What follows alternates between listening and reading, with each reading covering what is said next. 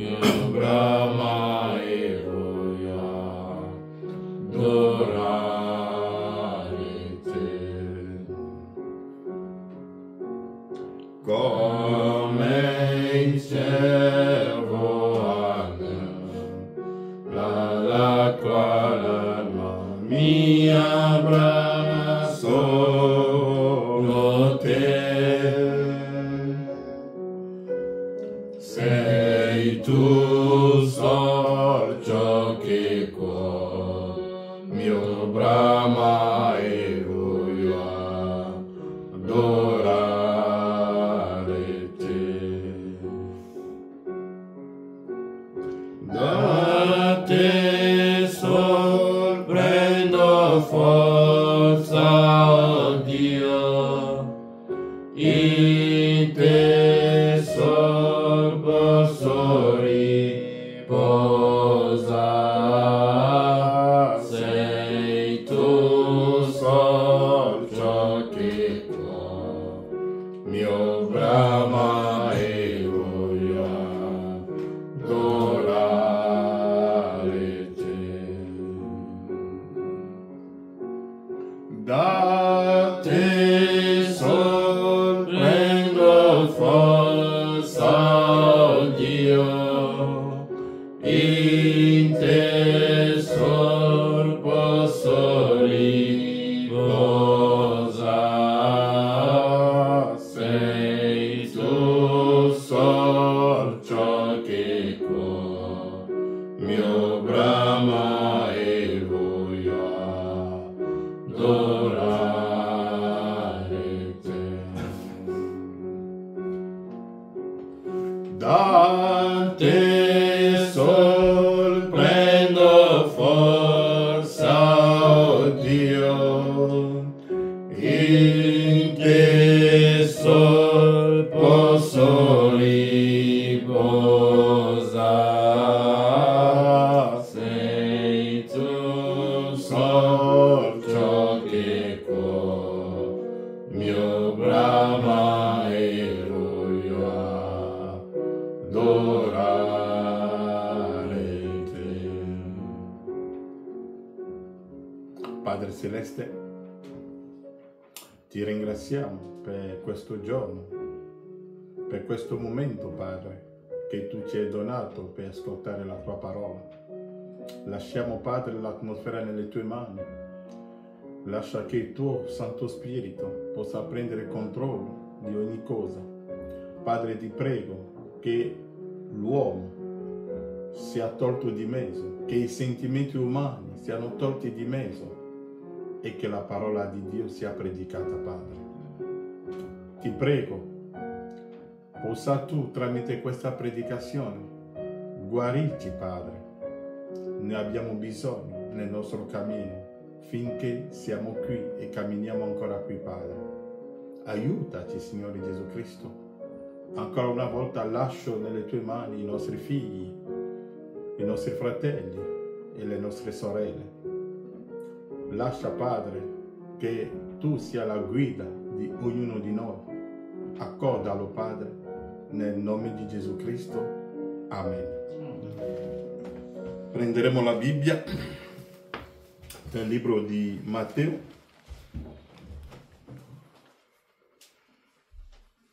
Matteo 24, leggiamo il versetto 6.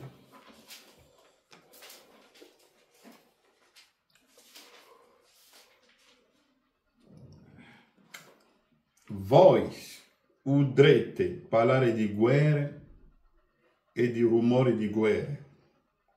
Guardate di non turbarvi. Infatti bisogna che questo avvenga, ma non sarà ancora la fine. Perché insorgerà nazione contro nazione e regno contro regno. Ci saranno carestie e terremoti in vari luoghi. Ma tutto questo non sarà che il principio di dolori. Allora vi abbandoneranno all'oppressione e vi uccideranno e sarete odiati da tutte le genti a motivo di chi? Del mio nome. Allora molti si svieranno, si tradiranno e si odieranno a vicenda. Molti falsi profeti sorgeranno e sedurranno molti. Poiché l'iniquità aumenterà, l'amore dei più si raffredderà. Ma chi avrà preservato sino alla fine sarà salvato. E questo Vangelo del Regno sarà predicato in tutto il mondo affinché ne sia resa testimonianza a tutte le genti, allora verrà la fine. Amen. Che Dio vi benedica. Accomodatevi. Parleremo di guerre e di rumori di guerre. E lo voglio prendere sotto un altro angolo, perché quando si parla di guerra pensiamo sempre alla guerra dove partono le bombe o i Kalashnikov. Ma William Branham dirà che il mio scopo, come l'ha detto nella predicazione Riconoscete il vostro giorno e il suo messaggio, paragrafo 30, William Branham dice: vedete, la Bibbia, Dio non è soltanto puntini puntini, questo non è soltanto qualcuno che cerca di farvi accettare a forza qualcosa, ma per rivelarvi l'esatta applicazione spirituale di quest'ora. Non veniamo per farvi accettare qualcosa, ma veniamo, come l'ha detto il profeta, per rivelarvi l'esatta applicazione spirituale di quest'ora. Perché ricordatevi che noi non siamo nel primo Esodo. Come l'abbiamo detto, nel primo Esodo è un cammino, è un viaggio da un paese naturale verso un paese naturale. Cioè Israele ha preso le sue cose e ha iniziato un viaggio naturale. Sono usciti dalle loro case, hanno preso il loro bagaglio naturale e hanno fatto un viaggio dall'Egitto verso la terra di Canaan.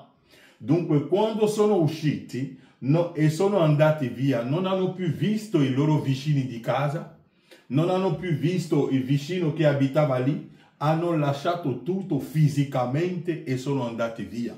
Questo è il primo Esodo. Ma nel secondo Esodo, William Branham dirà che non è più l'esodo di un paese fisico verso un paese fisico, ma l'esodo diventa qualcosa di spirituale.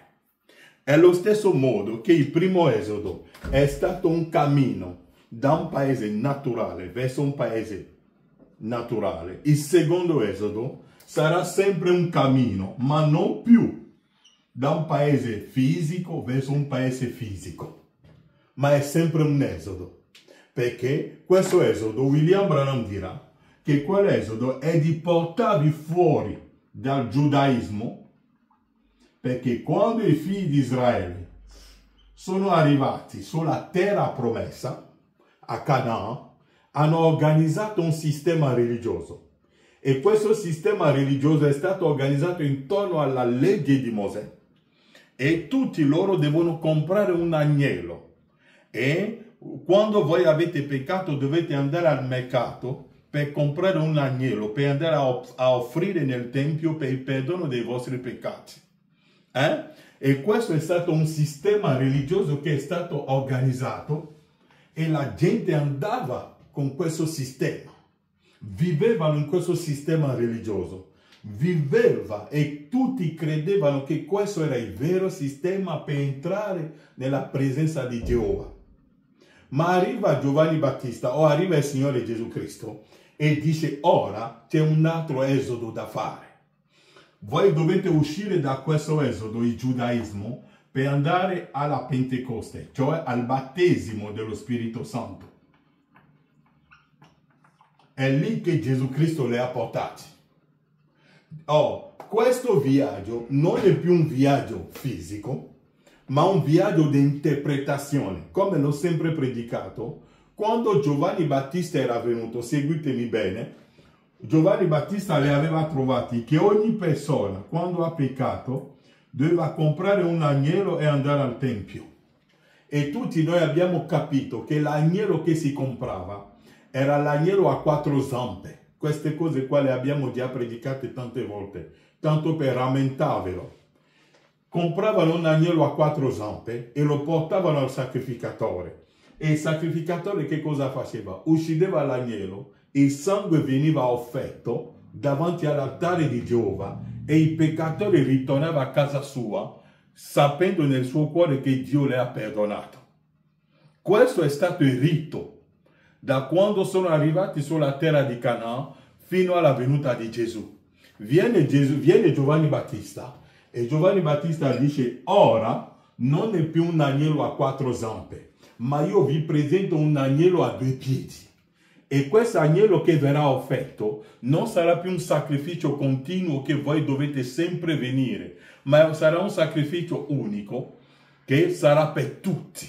E quell'agnello non è più un agnello a 4 zampe, ma un agnello a 2 piedi.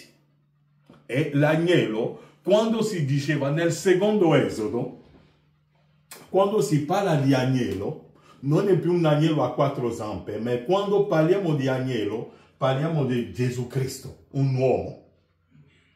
Mi capite? Ariele è chiaro? Quando Gesù è venuto, con la legge di Mosè, era un agnello a 4 zampe. Ma quando viene Gesù, non è più un agnello a 4 zampe, ma l'agnello è diventato un uomo. Dunque è un altro esodo. E questo crea una guerra. Perché? E questo ha creato una guerra tra quelli là che erano attaccati a questo sistema e il nuovo sistema.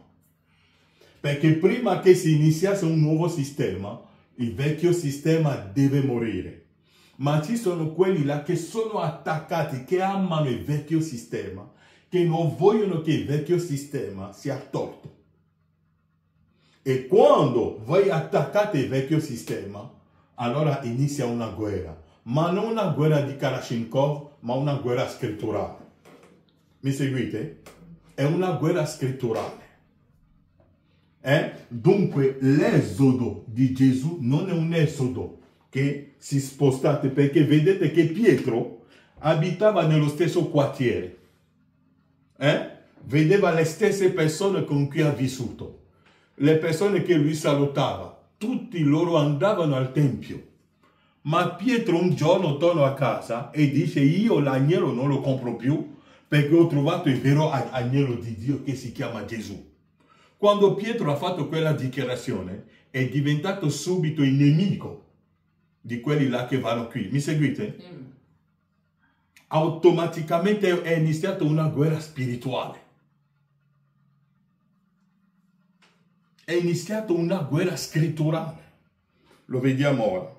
Dunque il mio scopo non è per venire qui per darvi l'applicazione spirituale di queste cose qua. Dunque il primo esodo è un esodo fisico, ma il secondo esodo è un esodo spirituale. Dunque Pietro si alzava la mattina e vedeva sempre i suoi vicini di casa, solo che la mente è cambiata, i suoi vicini lo vedono come ora un eretico, è un falso, è un nostro nemico, è il nemico di Dio, lo dobbiamo uccidere. Ma la guerra non è una guerra che comincia subito con i Kalashnikov, ma è una guerra spirituale dove si discute la scrittura. E noi possiamo vederlo qui, perché quando si inizia con la scrittura, come l'ho sempre detto, va a finire sempre che le persone vengono uccise anche fisicamente. Lo possiamo leggere nel libro degli Atti degli Apostoli. Vediamo un po' come la guerra l'avevano fatto nel libro degli Atti degli Apostoli. Mi sembra Atti capitolo 7, se vedete dove hanno ucciso Stefano, è lì che voglio leggere.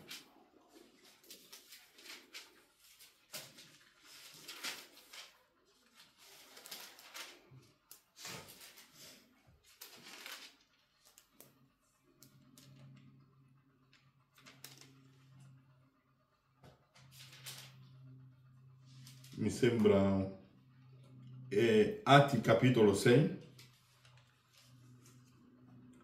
Stefano, Atti capitolo 6 dal versetto 8. Ora Stefano, pieno di grazia e di potenza, faceva grandi prodigi e segni tra il popolo. Ma alcuni della sinagoga, detta dei liberti, di Cirenei, degli Alessandrini e di quella di Sicilia ed Asia, si misero a discutere con Stefano. Alcuni che facevano parte della sinagoga, dunque erano quelli là che fanno parte della religione giudaica. Si sono messi a discutere con Stefano, perché Stefano, lui è di qua, è di questo nuovo sistema. Sto parlando di sistema perché ora leggeremo fratello Branham. Branham dice che prima che un sistema inizia deve morire il primo. Ma gli amanti del vecchio sistema vogliono che il sistema rimane. Vogliono che questo sistema non muore mai. Ma il nuovo sistema deve venire. Rileggiamo bene, voglio che mi seguite. Se avete le vostre Bibbie, apritelo e leggete con me. Ora, versetto 8. Ora Stefano, pieno di grazia e di potenza, faceva grandi prodigi e segni tra il popolo. Ma alcuni della sinagoga, detta dei liberti, dei Cirenei, degli Alessandrini, di quelli di Cilicia ed Asia, si misero a discutere con Stefano e non potevano resistere alla sapienza e allo spirito con cui egli parlava. Non potevano resistere alla sapienza e allo spirito con cui egli parlava. Allora che cosa hanno fatto? Istigarono dei uomini che dissero: noi lo abbiamo udito mentre pronunciava parole di bestemmia contro Mosè e contro Dio. Vedete un po'? Quando si arriva che il livello dell'acqua, cioè il livello della rivelazione comincia ad alzarsi, che cosa avviene? Cominciano a mentire su di voi. Voi avete detto questo, voi avete detto questo, ma non è quello che avete detto. Solo che loro non sono qui, non riescono a vedere la cosa. È per questo che l'altra volta William Branham dice, ve l'ho letto nell'opuscolo, l'Eden di Satana, William Branham dirà che il regno di Dio è stabilito solo nei cuori delle persone che sono predestinati. Tutti non possono vedere il regno di Dio. E voi che avete visto che cos'è il regno di Dio, sapete che diventate un nemico di quelli là che non lo vedono. E come Stefano ha capito che cos'è il regno di Dio e che Stefano stesso è il regno di Dio, automaticamente Stefano è diventato il nemico. Allora che cosa hanno fatto? La Bibbia dice: allora istigarono dei uomini che dissero: noi lo abbiamo udito mentre pronunciava parole di bestemmia contro Mosè e contro Dio. E si misero in agitazione il popolo, gli anziani, gli scribi, e venutoli addosso lo afferrarono e lo condussero al Sinedrio. E presentarono dei falsi testimoni che dicevano: questo uomo non cessa di proferire parole contro il luogo santo e contro la legge. Ma lui stava dicendo solo a loro che il tempio di Salomone non è più il vero tempio. Mi seguite? Il tempio ha cambiato forma, il tempio è diventato un uomo. E dicendo questo, si sono arrabbiati contro di lui. Lui era nel secondo Esodo già. Non è più nel primo Esodo. Lui diceva: no, il tempio non è più il tempio di Salomone. Il tempio ha cambiato forma. Il tempio sono diventato io. Il tempio sei te, questo è lo scopo. La legge di Mosè è solo l'ombra delle cose a venire. È per questo che gli ebrei hanno fatto di tutto per uccidere Paolo. Allora la Bibbia dice: e si misero in agitazione il popolo, gli anziani, gli scribi, e gli anziani, i predicatori, tutti sono venuti addosso a Stefano per ucciderlo. È un predicatore di falsa dottrina, predica delle false cose, non ascoltatelo. E è stato taggato predicatore di falsa dottrina. è stato taggato, ha predicato che la seconda venuta è già adempiuta, ha predicato che il millennio non è il mondo perfetto. Il millennio non è il mondo perfetto. Voglio leggervi qualcosa qui che ha detto fratello Branham.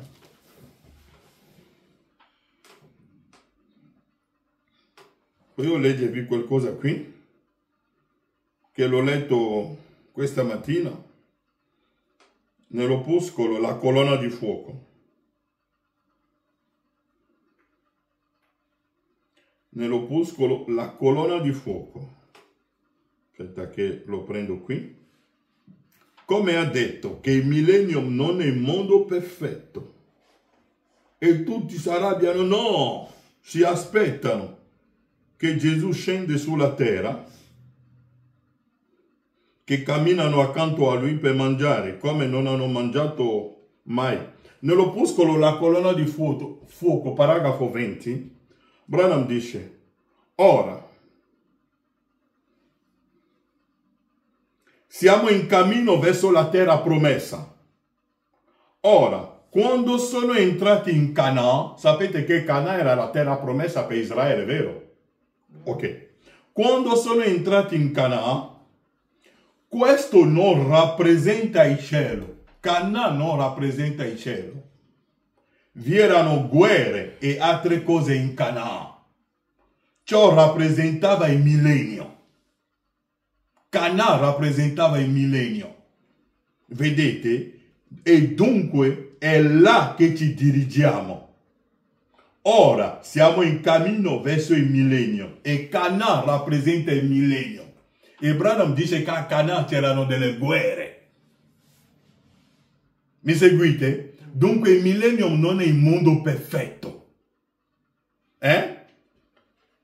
Quando sono entrati in Canaan, questo non rappresentava il cielo.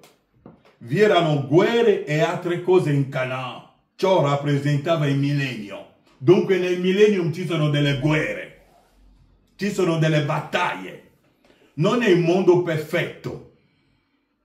È per questo che il millennium, quando l'avremo predicato, non l'abbiamo presentato il millennium sul corpo fisico, ma il millennium l'abbiamo presentato alle vostre anime. Perché è lì che avete il riposo. Perché la parola, perché l'anima deve avere il riposo. Abbiamo la vera rivelazione della parola. Ma per quanto riguarda il corpo fisico, uscirete, andrete a lavorare, soffrirete per mangiare. Ma per quanto riguarda l'anima, avete il riposo per quanto riguarda la parte spirituale. Perché la parola è rivelata. Il millennium non lo credo. Branham dice, quando sono entrati in Canaan, sono nell'opuscolo La colonna di fuoco. Quando sono entrati in Canaan, questo non rappresentava il cielo. Canaan non rappresenta il cielo. Vi erano guerre e altre cose in Canaan. Ciò rappresentava il millennio. Vedete? E dunque è là che ci dirigiamo. Ora siamo in cammino verso il millennio, lo credo. E credo che lo stesso Gesù Cristo che ha guidato allora laggiù, nel passato, guida oggi. Egli è in una forma spirituale. Non in una forma fisica, dove voi state aspettando un Gesù di Hoffman, che verrà con un vestito bianco. No, egli è nella forma spirituale, che guida ogni figlio di Dio. Dunque, siamo e loro hanno camminato nel secondo esodo, e Branham dice il secondo esodo è che dovete uscire dall'interpretazione giudaica, cioè dall'interpretazione che Mosè aveva della parola. Voi dovete uscire da quella interpretazione per entrare nell'interpretazione del battesimo dello Spirito Santo. Questo è il secondo esodo. Nel terzo esodo voi dovete uscire dall'interpretazione pentecostale della parola per entrare nell'eterno paese del millennio, dove abbiamo l'interpretazione corretta della parola. Nel terzo esodo anche il linguaggio cambia, anche la visione cambia. Quando voi arrivate nel terzo Esodo, non quando si parla del rapimento, Elia dice, Branham ha detto nell'opuscolo rapimento, che la parola rapimento nella Bibbia non esiste. L'abbiamo messo noi. Ma la gente è talmente fissato che devono essere rapiti per volare in aria. Quando Paolo ha parlato che ci sarà l'incontro nell'aria, lo incontreremo nell'aria, e lì è venuto per dirci che cos'è l'aria. L'aria che cos'è? Secondo Elia, l'aria significa lo spazio che Dio ha disposto affinché lo incontriamo lì. Svilupperemo la cosa dell'aria. Quando Branham ha detto in un opuscolo, come si chiama? Il conto alla rovescia, del 1964, mi sembra, William Branham dice che i pentecostali hanno volato in aria. L'ho detto tante volte. Ma avete visto i pentecostali volare in aria fisicamente? È un linguaggio biblico. Effettivamente hanno volato in aria. Nel senso spirituale sono usciti dal sistema ecclesiastico per incontrare Cristo nell'aria. E Cristo che cos'è? L'unzione. Dunque Branham dice il mio scopo è di darvi l'interpretazione spirituale di queste cose qua. Ci saranno guerre e rumori di guerre. Vi leggo qualcosa qui. Dunque il millennio non è il mondo perfetto, fratello Franklin, come l'abbiamo sempre detto. Nell'opuscolo la futura dimora dello sposo celeste e della sposa terrestre. Branham dice, paragrafo 123, dunque, perfettamente, Noè fu un simbolo di quelli trasportati. Ricordate, quando Noè venne fuori, Cam era con lui. Il peccato era ancora là dentro. Il peccato continuò lo stesso attraverso l'arca. C'era il peccato nell'arca. E incredulità, dubbi passarono di là nell'arca, portati al di sopra del giudizio. Ma Enoch andò più in alto dell'arca e lì andò avanti nella presenza di Dio. Ma Noè passò e venne fuori e c'era ancora il peccato, simbolo del millennio, della condizione del mondo. Il millennio non è la fine di esso. Ci sarà ancora tempo dopo il millennio. Il millennio è uno spazio di tempo, ma non la nuova terra. No, davvero, notate, in quello ci arriveremo tra un pochino. Notate, questo ancora non è riferito. Questo regno del millennio, i 1000 anni, non sono la nuova terra, vedete? Il regno del millennio è un regno diverso. Quello è dove andiamo. Il millennio non sono la nuova terra e i nuovi cieli. No. Quello è solo un posto di riposo, vedete? Un periodo di riposo. Non per niente i nuovi cieli e la nuova terra. Poiché vedete, nel millennio abbiamo cose che non entrerebbero in quello. È un simbolo del vecchio settimo giorno in Eden. Paragrafo 204, la futura dimora. E notate, questo millennio non è il mondo perfetto, è un simbolo del settimo giorno. Il millennio non è il mondo perfetto. Dunque, quando voi arrivate nel terzo Esodo e cominciate a far vedere le cose, allora è lì che vi faranno come hanno fatto a Stefano. Ma il mio messaggio è di parlare di guerra e di rumore di guerra. E avevo detto che noi vedremo l'applicazione spirituale di queste cose qua.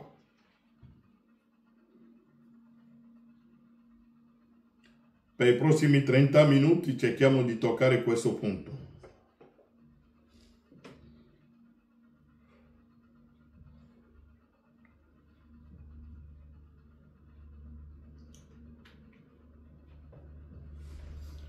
Ora, nell'opuscolo la più grande battaglia mai combattuta, Gesù ha detto ci saranno guerre e rumore di guerre.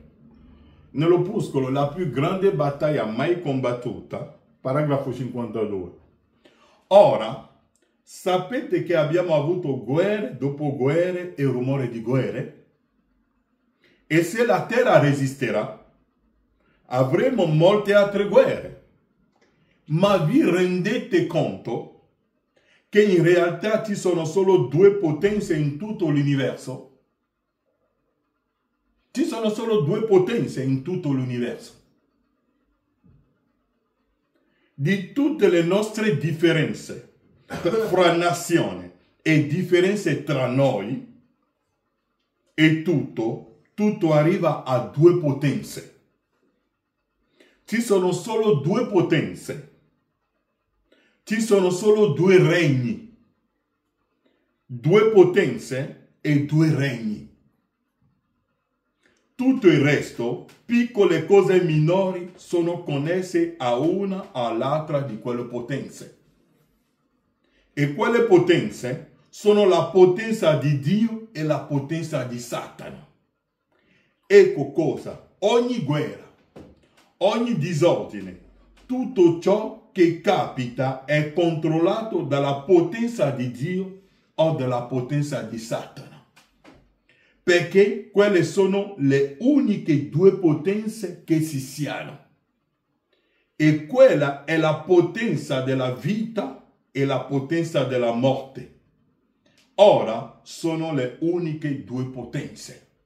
Ci sono due potenze in tutto l'universo. C'è la potenza di Dio e la potenza di Satana. E ognuno di noi sulla terra dipendiamo o da Dio o da Satana.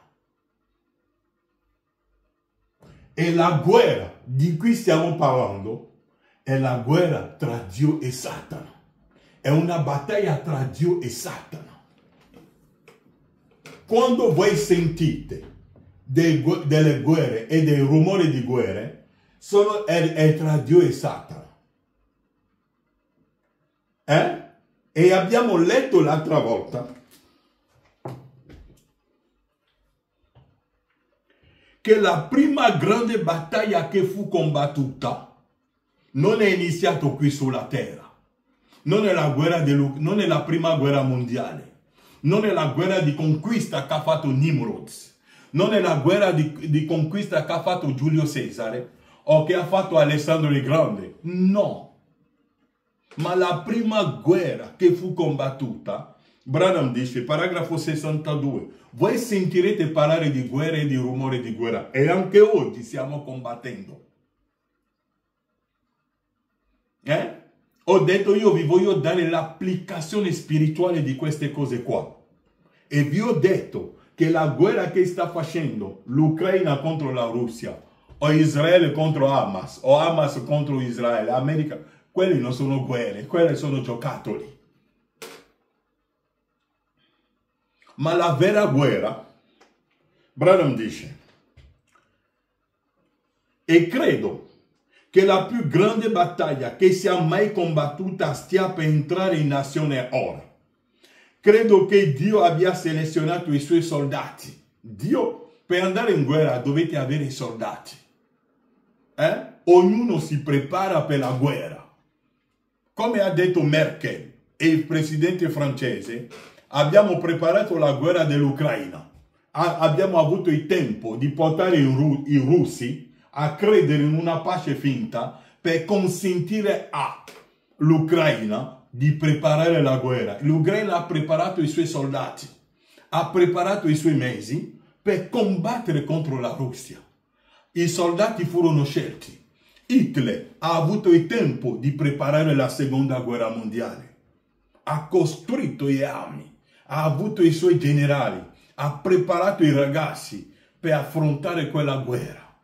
E Dio pure in questa guerra qui, che cosa ha fatto? Ha preparato i suoi soldati. Gesù ha detto che quando volete andare in guerra, ogni regno si siede per vedere se può vincere questa guerra qui. Se non lo può vincere, che cosa fa? Non va, alza la bandiera bianca. E credo che la più grande battaglia che sia mai stata combattuta stia per entrare in azione ora. Credo che Dio abbia selezionato i suoi soldati. Credo che li abbia vestiti, addestrati. Ogni regno cerca di dare ai suoi soldati il vestito adeguato, affinché quando vanno in guerra non muoiono. Gli danno gli armi più forti che esiste per poter vincere contro il nemico.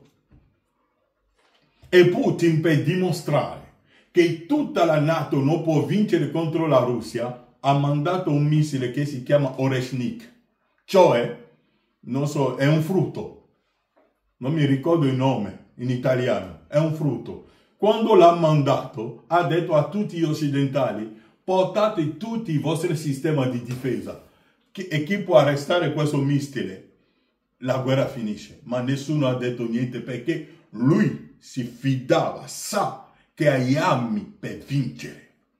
Ogni campo deve preparare i suoi soldati. Branham dice, credo che li abbia vestiti, addestrati. Ogni figlio di Dio deve essere addestrato. Noi oggi non possiamo venire sul campo di oggi con gli armi che ha usato Giulio Cesare. Non possiamo venire sul campo oggi con le armi che Lutero ha usato. No, non funzionerà per oggi. È un altro giorno. Come l'ho sempre detto, non possiamo predicare la salvezza come l'ha predicato Lutero. Non possiamo predicare come si chiama? La giustificazione come l'ha predicato Lutero. Non possiamo predicare la santificazione come l'ha predicato Lutero. Se voi vi appoggiate sulla santificazione come l'ha predicato Wesley, voi morirete, non riuscirete oggigiorno. Non funzionerà. È un altro giorno. Voi non potete oggi venire con gli armi pentecostali di Azusa Street per vincere oggi. Non funzionerà. Perché conosciamo tante persone che parlano in lingua, che fanno digiuno, ma non funziona. Dovete venire con un altro tipo di predicazione oggi. E credo che la più grande battaglia che sia mai stata combattuta stia per entrare in azione. Credo che Dio abbia selezionato i suoi soldati. Credo che Egli li abbia vestiti, addestrati. Con che cosa Dio può addestrare e vestire i suoi figli? Lo leggeremo ora. E il fronte di battaglia è disposto, preparandoci a cominciare. Vediamo un po', mi sembra nel libro degli Efesini, se mi ricordo, dove Paolo parla dei vestiti, non lo so, non l'avevo preparato, mi è venuto in mente ora, mi sembra...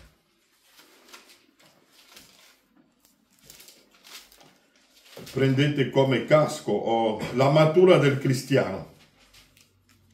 Efesini capitolo 6, leggiamo dal versetto 10. Efesini 6 dal versetto 10. Del resto, fortificatevi nel Signore. Paolo non ha detto di fortificarvi nelle cose del mondo. Non ha detto fortificarvi intellettualmente. Non ha detto fortificatevi nel lavoro che fate. Non ha detto fortificatevi e trovate forza nel vostro lavoro o nei vostri studi. Ha detto fortificatevi in che cosa? Nel Signore. Sappiamo che il Signore è la parola. Fortificatevi nel Signore e nella forza della sua potenza. Rivestitevi della completa armatura di Dio, affinché possiate stare saldi contro gli insidi del diavolo. Il nostro combattimento infatti non è contro sangue e carne, ma contro i principati, contro le potenze, contro i dominatori di questo mondo di tenebre, contro le forze spirituali della malvagità che sono nei luoghi celesti. Dunque la nostra battaglia è contro gli spiriti malvagi. E quegli spiriti malvagi, la prima volta, lo leggiamo con calma, andiamo piano. La prima volta che quei spiriti malvagi hanno investito la terra, che cosa hanno fatto? Fa uscire il figlio di Dio dalla presenza di Dio, per allontanarlo dalla presenza di Dio. È lì che abbiamo visto che quando è stato fatto in Eden la più grande battaglia, la prima battaglia, l'uomo è entrato nell'amnesia e l'uomo ha dimenticato le sue origini. E Paolo dice, perciò, versetto 13, prendete la completa armatura di Dio affinché possiate resistere nel giorno malvagio. Abbiamo letto nella riunione di preghiera che abbiamo fatto l'altro giorno che il giorno malvagio è oggi. Il giorno più malvagio che abbia mai esistito.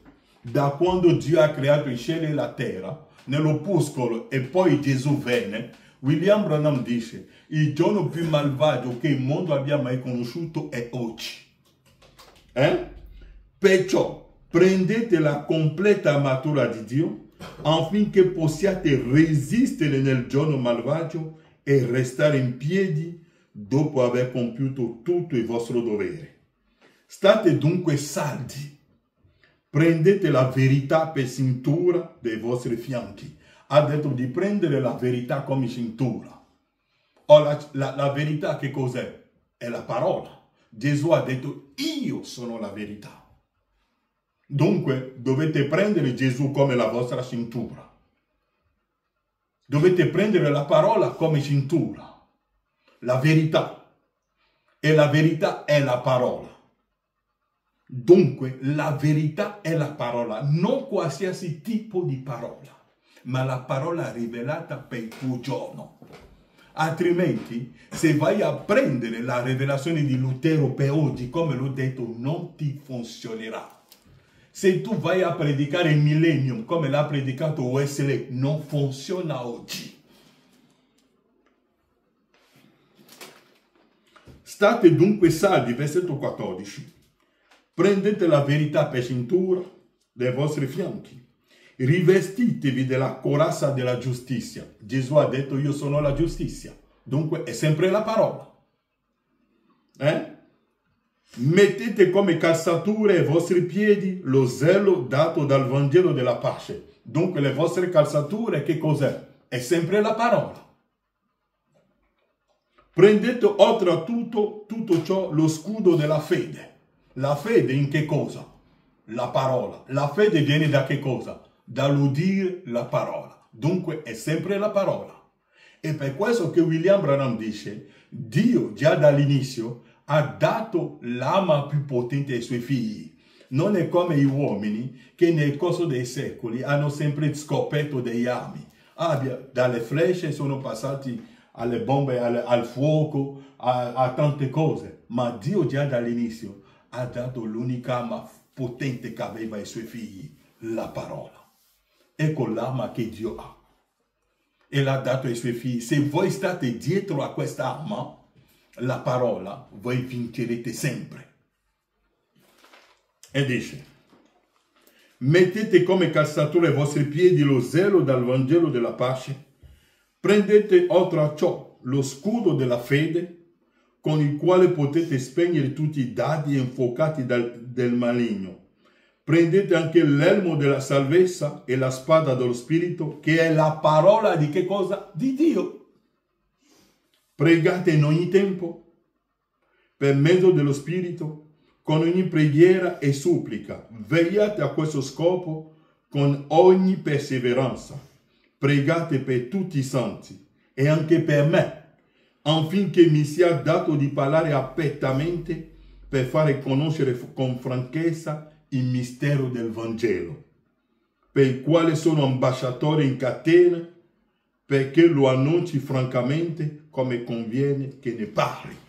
Dunque abbiamo visto, come lo dice qui William Marion Branham, nella più grande battaglia mai combattuta, e credo che la più grande battaglia che sia mai combattuta stia per entrare in azione ora. Credo che Dio abbia selezionato i suoi soldati, credo che li abbia vestiti, addestrati. Dunque voi siete addestrati. Stefano era ben addestrato. E chi ha addestrato Stefano? Lo Spirito Santo stesso, la rivelazione. E il fronte di battaglia è disposto. preparandosi a cominciare. Questa prima grande battaglia che fu combattuta cominciò in cielo. Quando Michaele e i suoi angeli lottarono contro Lucifero e i suoi angeli, la prima cominciò, la prima battaglia fu in cielo. Perciò il peccato non ebbe origine sulla terra, ebbe origine in cielo. Dunque la guerra è cominciata in cielo. La guerra è cominciata tra Dio e Satana. Sto parlando di guerre e di rumori di guerre. Non finiremo oggi, andremo avanti. La guerra è iniziata nella gloria, dove Lucifero aveva un pensiero che è diverso dal pensiero di Dio. Voleva un altro programma, voleva un regno che abbiamo oggi. Ecco l'Eden di Satana. Satana aveva un programma, voleva gli aerei, voleva le macchine, voleva tutto quello che abbiamo oggi sulla terra. Ma nel piano di Dio non è il piano di Dio quello. Perché Adamo non aveva bisogno di un aereo per viaggiare. Adamo viaggiava alla velocità del pensiero. Adamo viaggiava, Adamo poteva camminare sulle acque. Adamo poteva tramite la parola spostare gli alberi. Ma quando è venuto Lucifero, Lucifero aveva un altro programma. La prima battaglia non ha avuto luogo sulla terra, ha avuto luogo nella gloria, dove gli angeli, Lucifero aveva un altro programma, aveva un altro sistema di pensiero. Leggiamo Ezechiele 28, prendiamo qualcosa lì, per vedere i programmi di Lucifero. Che cosa Lucifero aveva in mente? Ezechiele 28.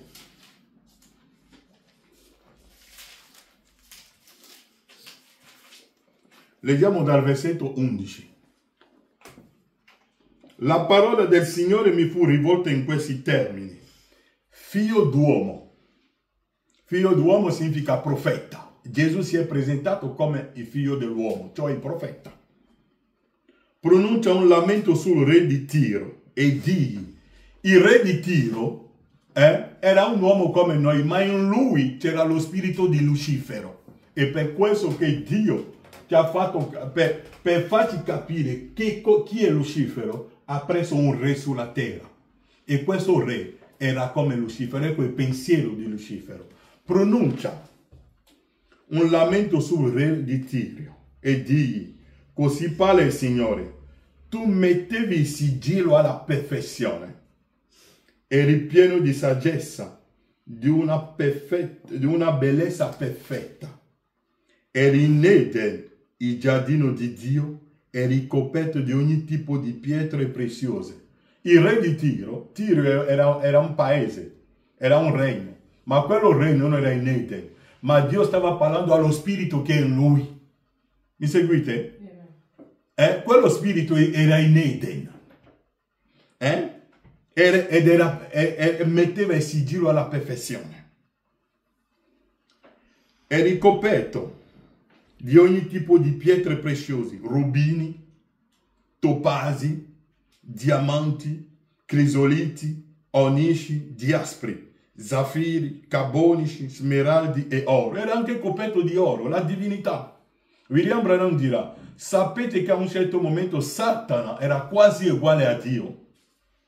Solo che c'è qualcosa, la differenza tra Dio e Satana lo sapete. Dio è creatore, Satana è una creatura. E come Satana è passato un po' nel laboratorio e ha visto Dio fare alcune cose, pensava che era come Dio. Ma lui era una creatura. Leggiamo ancora un po'. Carbonici, smeraldi, oro, tamburini e flauti erano a tuo servizio.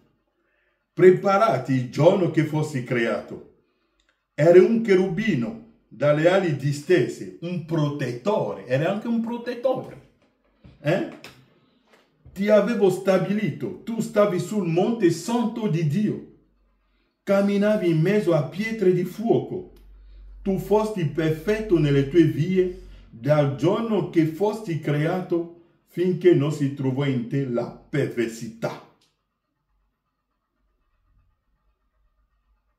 Dunque la perversità, l'iniquità.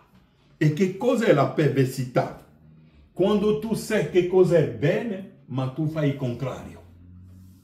Satana conosceva il piano di Dio, conosceva il programma di Dio, ma Satana aveva un altro programma. Voleva un altro Eden. E questo suo programma l'ha presentato a alcuni angeli e l'hanno seguito. E per questo che quando andate in Apocalisse 12, questo stiamo costruendo i fondamenti per poter parlare di guerre e di rumore di guerre. Quando Satana ha fatto la prima battaglia in gloria, la Bibbia che cosa ha detto? Fu cacciato fuori. Leggiamo in Apocalisse 12 per vedere come è stato cacciato fuori. Poi ci fermiamo. Apocalisse 12.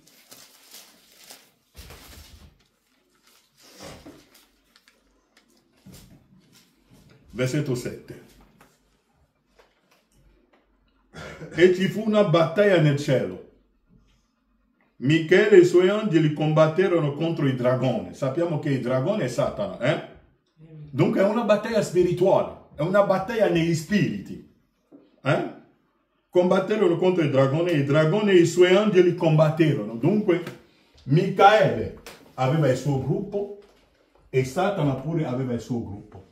Ma Satana non ha creato nessuno, è Dio che ha creato tutto. Ma Satana con la sua lingua, con la sua coda, perché quando parliamo della coda di Satana, non è che Satana ha una coda come ce l'ha l'animale, o come i testimoni di Geova fanno un disegno come un dragone che ha una coda e tira giù le stelle. No. William Branham dice che la coda di Satana sono i suoi insegnamenti, il suo veleno, la malinterpretazione della parola. Ha presentato un altro linguaggio a Eva, ha presentato un altro linguaggio agli angeli e quei spiriti l'hanno seguito. E c'è stata una guerra scritturale, come Stefano l'ha avuto. Quando Stefano parlava con quei religiosi, era una guerra tra Dio e Satana. Mi seguite? Era una guerra tra Satana e Dio che si combattevano così. Cercheremo di andare più avanti a sviluppare questa cosa correttamente. Leggete. Ci fu battaglia nel cielo, Michele e i suoi angeli combatterono contro il dragone e i dragoni e i suoi angeli combatterono. Dunque il dragone poi ha i suoi angeli. Quegli angeli erano creati per stare, per lodare Dio. Ma che cosa hanno fatto? Si sono spostati e hanno preso posizione per Lucifero. Lucifero li ha convinti tramite la sua predicazione. Allora quegli angeli hanno lasciato il loro posto, come lo vedremo più tardi nel libro di Giuda, che hanno lasciato la loro posizione e sono andati in un'altra posizione, stelle erranti, che hanno lasciato la loro posizione. Come l'ho detto, quando Stefano parlava con quei religiosi, era Dio e Satana che stavano combattendo nei quei corpi là. Tu hai detto, no, è scritto. Tu hai detto, no, è scritto. È scritto. Satana pure dirà, è scritto. Eppure tu devi dare la rivelazione di oggi, non quello di ieri. Ok. Versetto 7, lo leggiamo. E ci fu una battaglia nel cielo, Michele e i suoi angeli combatterono contro il dragone. E il dragone e i suoi angeli combatterono. Ma non vinsero, e per loro non ci fu posto nel cielo. Satana, per lui non c'è più posto nella parola, fu cacciato fuori dalla parola. Non c'è più posto per lui, non può più stare nel regno di Dio. Fu cacciato fuori. Il gran dragone, il serpente antico, che è chiamato Diavolo e Satana, il seduttore di tutto il mondo, fu gettato giù, fu gettato sulla terra, e con lui furono gettati anche i suoi angeli. Allora udì una gran voce nel cielo che diceva: ora è venuta la salvezza e la potenza, il regno del nostro Dio e il potere del suo Cristo, perché è stato gettato giù l'accusatore dei nostri fratelli, colui che giorno e notte li accusava davanti al nostro Dio. Ma essi lo hanno vinto per mezzo del sangue dell'agnello e con la parola della loro testimonianza, e non hanno amato la loro vita, anzi l'hanno esposto alla morte. Perciò rallegratevi, o cieli, e voi che abitate in essi. Guai a voi, o terra, o mare, perché il diavolo è sceso verso di voi con gran furore, sapendo di avere poco tempo. Dunque, quando Satana fu cacciato dalla gloria e che è sceso sulla terra, è venuto con rabbia. È per questo che Pietro dirà, il vostro nemico, Satana, gira intorno a voi con una rabbia per divorarvi come un leone. Allora, questa grande battaglia che fu combattuta cominciò in cielo, quando Michele e i suoi angeli lottarono contro Lucifero e i suoi angeli.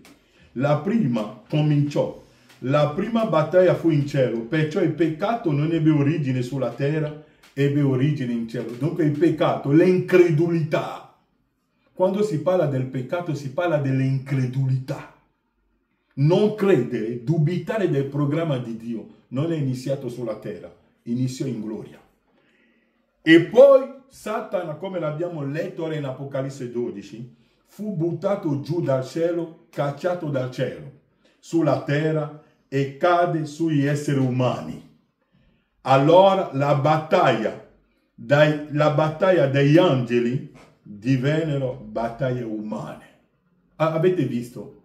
La battaglia che iniziò in gloria è venuta sulla terra ed è diventata la nostra battaglia.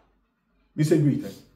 Dunque, in noi ci sono due esseri, come l'abbiamo letto, sono due potenze che si combattono. Quando voi sentite di là il settimo sigillo aperto, l'altro dice che il settimo sigillo non è aperto, non è nient'altro che due regni che si stanno combattendo. Sentirete ancora delle guerre e del rumore di guerre. E la parte più difficile è la parte religiosa. Branham dice, e la battaglia degli angeli è diventata la battaglia umana. E Satana venne per distruggere la creazione di Dio. Ciò che Dio aveva creato per se stesso.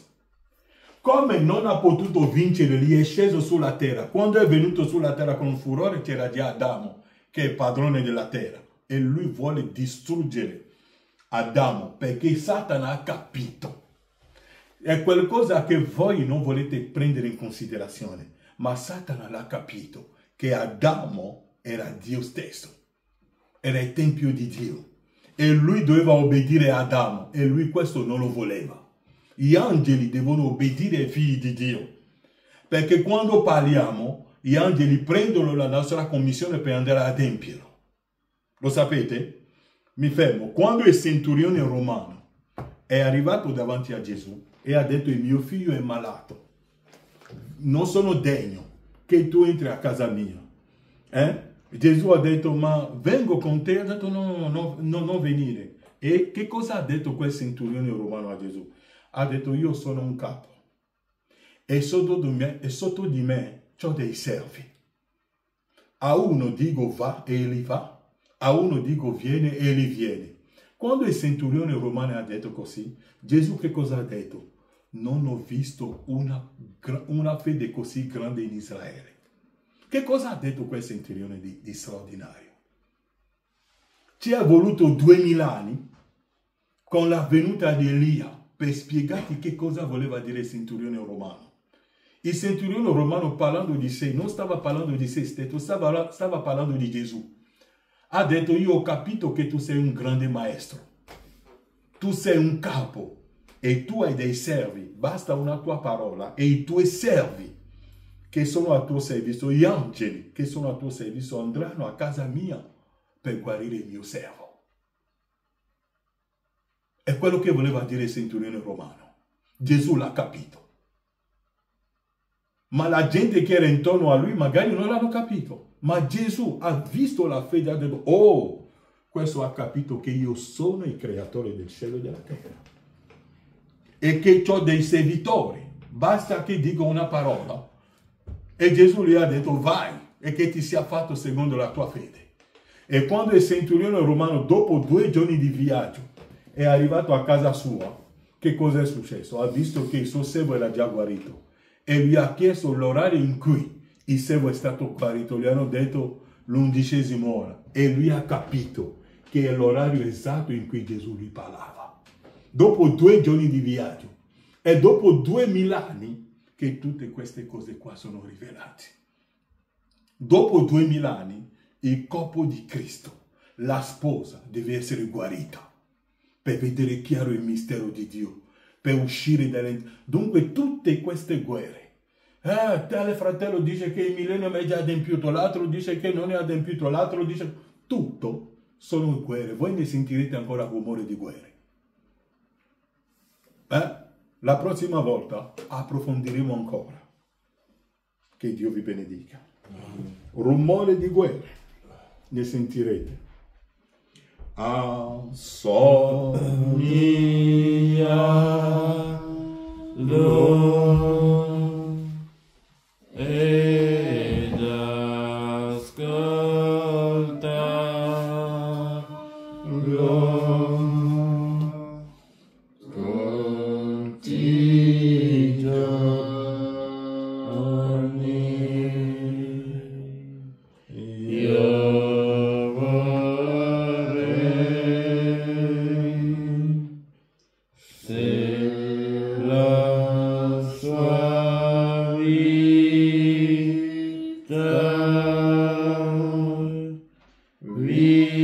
vivessi anch'io,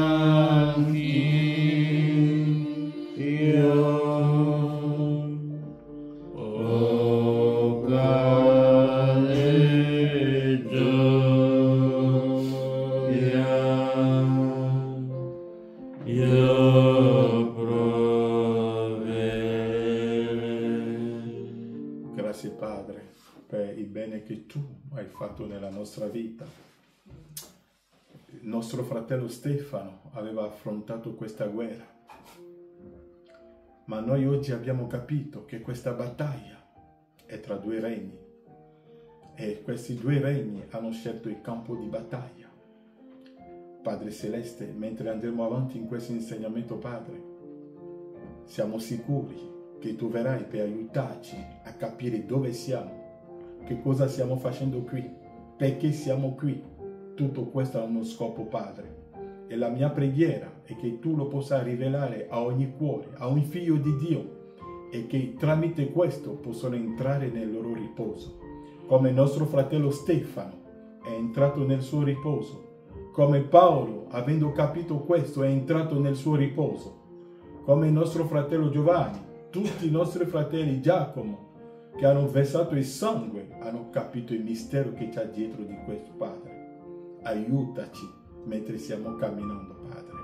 Possa tu benedire ogni casa, ogni fratello che ha potuto sacrificare qualcosa per ascoltare la tua parola. Possa tu benedire ognuno di noi e che la gioia dello Spirito Santo dimora in ogni cuore, in ogni casa. Accordalo, Padre, nel nome di Gesù Cristo. Amen.